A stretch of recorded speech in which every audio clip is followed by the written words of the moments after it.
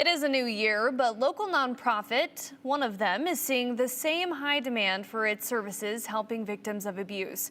We're coming up on 1 year since Faces of Hope opened its new location in Meridian shortly after being evicted from their previous center in downtown Boise. Our Jude Binkley spoke with Faces to see how their first year has gone. How's it going? Well, Hunter, Faces says that domestic violence impacts 1 in 3 women and 1 in 4 men, and they've had a very busy year in Meridian.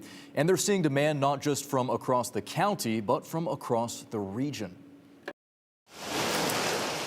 Just off the interstate, Faces of Hope's Meridian location is making sure those who need support don't have to drive far to find it. I wanted to make sure that we provided these same services to people over on this side of the valley. Executive Director Paige Dinger says as they've rooted themselves in the new location, they've been able to branch out to help those who need it most. The greatest part of this is that people who have been in Meridian, who haven't known where to go, are learning about Faces and they're coming for help. And that has just been such a reward.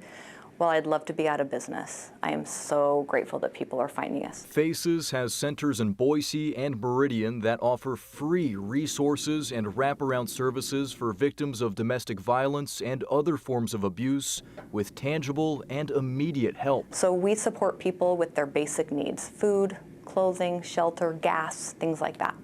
But then we also provide case management, legal support, and also crisis counseling. Since Faces Meridian location opened last January, they've seen more than 700 people and have had more than 2,000 visits from people coming to receive support. The numbers have been, that's what has been humbling for me. Finding new opportunities to extend their reach. We've served people living in 45 different cities, 30 of those cities in Idaho, but some just on the outskirts of Idaho. People looking for help are coming here for support. It was something that wasn't on our radar when we first moved in, realizing that being close to the freeway was really important. Their mission of empowerment and support now entering its second chapter in Meridian. What we're excited for is an opportunity to continue to serve this community. Meridian, the residents of Meridian have been so welcoming and so wonderful that our hope is that we can continue to provide services. We'll continue to add more staff as the demand for our services grow, and we can continue to partner up with other nonprofits that do amazing work, because it takes a village.